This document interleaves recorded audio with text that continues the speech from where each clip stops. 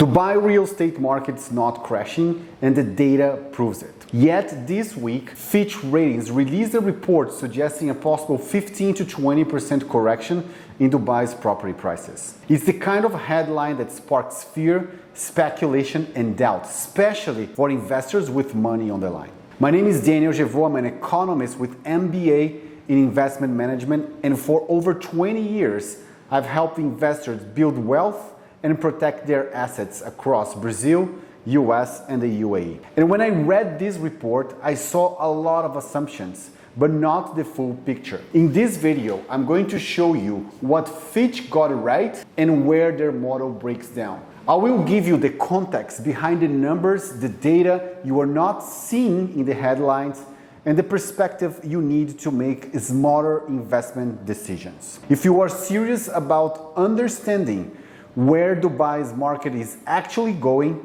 stay with me and let's get into it. Let's start with the first claim in the Fitch report, that Dubai real estate is at its peak, and we could see a correction up to 20% over the next year. Now, is that possible? Of course. But here's the truth. You can't compare 2025 to 2014. They are two completely different economies and two completely different cities. In 2014, Dubai was still recovering from the global financial crisis. The population was around 2.4 million. There were few visa pathways and much less foreign ownership in the legal framework for investors was still maturing. Fast forward to 2025 and the transformation is undeniable. We now are close to 4 million residents and growing. The golden visa has opened the door to long-term, stable, high net worth investments. Corporate offices are relocating here. Global families are moving here. And Dubai real estate regulatory infrastructure is now within the world's most stable jurisdictions. So this isn't a speculative spike. It's real demand, driven by migration, capital preservation, and global positioning. Yes, prices have gone up 60% since 2022, but that's coming off an artificial low right after COVID, and the entire world repriced mobility. Dubai responded faster than any major market, and capital followed. I've seen this exactly same cycle before in Miami. After the crash in 2028, prices collapsed. Speculators entered first, buying distressed assets. Then, as confidence returned, developers followed. By 2014, the market plateaued. After COVID hit, we saw the same thing again, this time with real people moving, families, entrepreneurs, global citizens. Miami boomed. And so did institutional investment. The exactly same pattern is playing out in Dubai. After its last price correction in 2014, speculators picked up prime assets. Developers followed. By 2019, the market slowed and COVID hit. And when the world reopened, people chose Dubai, just like they chose Miami. And now, companies are setting up here. Schools are expanding, hospitals are expanding, the infrastructure is catching up to the people, not the other way around. Fitch points to supply as a major risk. But here's what they themselves admit. Between 2022 and 2024, only 56% of planned units were actually delivered. Why? Labor shortage, permits delay, construction backlogs. So while over 100,000 units are planned for 25 and 26, their realistic number will be far lower. And even if every single one of those units is delivered, Dubai still doesn't meet the housing need. Today the population is 3.95 million. Last year alone, we added 230,000 people. For comparison, Miami at its peak was adding about 162,000 per year. Dubai is absorbing nearly double. And based on the Dubai 2040 Urban Master Plan, the goal is 7.8 million residents. Divided by 4 per household, that's 1.95 million homes needed. To stay on track, Dubai would need to deliver 130,000 units per year. And yet, The best year delivered only 82. And that's just house to people. It doesn't even include the second layer of the demand, investor parking their capital. Families buying second homes, funds buying portfolio. So no, I don't believe we are headed for a 20% correction. I believe we are in the middle of a structural repositioning of Dubai's real estate market, one that reflects real demand, constraining supply, and global investor behavior. Another point raised by Fitch is the drop in rental yields. According to their data, yields went from 7.7 to 7.4 and they expect to keep falling. But let's be clear about something. A 7.4 gross yield is not a weakness. It's still one of the most attractive yields in the developed world. Let me give you context. In London, yields average between 3 and 3.5. In Paris, 2.5 to 3. Barcelona and Madrid, 3 to 4 and shrinking. Lisbon, maybe 4.2 if you are lucky. New York, 3.5 gross, often lower net. Miami, you might get 4.5 gross, but with HOA, taxes, and regulations, net returns drop a lot. And now many of those same markets are actively pushing investors away.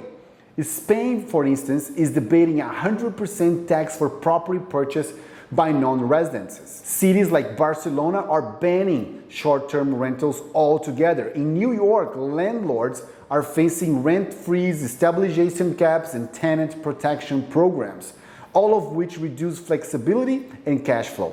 Meanwhile, Dubai offers tax-free rental income, capital appreciation, and full foreign ownership.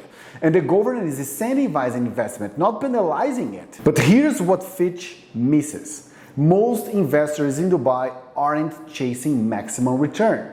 They are chasing security. Over 75% of purchases here in Dubai are made cash.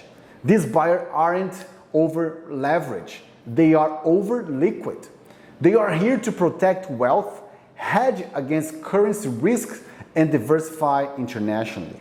And even the slight dip from 7.7 to 7.4, that's not a red flag. After 3 straight years of record rent increases, stabilization is not only expected, it's healthy. A mature real estate market doesn't climb forever. Prices and rents eventually find equilibrium, and that's exactly what we are seeing. A healthy market doesn't grow in straight lines. Stabilization of rents after 3 years of exponential growth is not a red flag. It's maturity. Another red flag that Fitch raises is the risk around off-plan forward purchase schemes. The concern is that buyers put down just 10 to 20% with 50% due at handover. And if they can't pay, we face systemic instability. But again, that's not how the Dubai market actually works. Most developers here in Dubai, especially the credible tier 1 ones, require 50 to 70% of the total price to be paid before handover. Only smaller, flexible developers might offer lower initial payment plans. But they are the exception, not the rule. And even when buyers enter 30 to 40% during construction, delivery delays are common, which gives investors time to prepare liquidity. But there's the key point. In a city like Dubai, with consistent demand from emerging markets, if a buyer defaults, that unit doesn't sit empty, it gets sold, and fast. Investors from India, Russia, Europe, Africa, and the Gulf are actively seeking Dubai real estate as a hedge, a residency asset, and long-term store of value. There's no shortage of demand in Dubai, especially in the well-located, high-quality projects. And let's be very clear, this is not 2008. Back then, both developers and buyers were over-leveraged. Financing was easy. Oversupply was rampant. Speculation was out of control, and today, the fundamentals are completely different. Mortgage penetration in Dubai off-plan market is under 10%. The vast majority of buyers are cash funded, not credit reliant, and banks are stronger. Regulation is tighter. escrow accounts protects the flow of capital, and developers only build when cash is secure. In contrast to 2008, today's buyers are not overexposed, they are overfunded. Dubai's market is a cash-heavy and risk-managed. So while forward purchases plan carry some individual risks, they are not a systemic risk to threat the market. Finally, Fitch raises concern about global headwinds. High interest rates, oil volatility, geopolitical risk. The argument is that these could trigger an investor retreat from Dubai. But the reality is exactly the opposite. Dubai's market is not rate sensitive, it's cash driven. Over 75% of the transactions are made without mortgage. The buyers entering the market are not depending on cheap financing. They are moving capital to protect it. When global uncertainty rises, smart capital doesn't retreat, it relocates. And Dubai is increasingly seen as the safest destination. Just look at the last 24 months. We've seen a surge in high net worth individuals relocating from Russia, Ukraine, Lebanon, Syria, Iran, not because Dubai is neutral, but because Dubai is stable. And at the same time, Europeans are leaving overtaxed, over-regulated system. In 2023 alone, the number of European buyers in Dubai grew by 30%, led by investors from the UK, France, Germany, and Italy. Americans too, seeking tax advantages and regulatory freedom, are discovering Dubai. US investors demand in Dubai more than double between 2022 and 2024. And why would they? Well, Dubai offers you zero property taxes, a strong legal system, a stable currency pegged to the dollar, and multiple residency incentives, including the golden visa for investors. This is a city where you can own freehold property, generate rental income tax-free, and obtain residency, often in under 30 days. Meanwhile, in the US, buyers are being priced out. In Europe, they are being taxed out. In both places, regulation is making real estate ownership less profitable and more complicated. Dubai doesn't lose investors in times of global risk. It attracts them because when the markets get unstable, capital goes where it's treated best. So, what do we take away from all of this? First, I want to acknowledge that Fitch's report isn't baseless. It's a classical example of an institutional risk-based lens, one that focuses on protecting banks and monitoring systemic exposure. But that lens only tells part of the story. It misses how today's investors actually behave. It overlooks how Dubai was structurally transformed in population, regulation, and investment logic, and it assumes that every unit on the spreadsheet will be delivered on time, when we know that's rarely the case. Moderate price fluctuations are normal in any fast-growing market, but the fundamentals in Dubai remain solid. Real demand, global capital inflows, limited completed supply, and a strong long-term vision. My job is not to sell the hype, it's to give you perspective. I've worked through multiple market cycles across continents through crashes and recoveries. And what I see in Dubai today is not a bubble. It's a global migration of capital and people to where they feel safe, mobile, and free. If you are just looking for the headlines, there are plenty out there. But if you want real strategy, not just a forecast, subscribe to this channel and let's navigate the global real estate market together. My name is Daniel Gevaux. Thank you for watching, and I'll see you on the next video.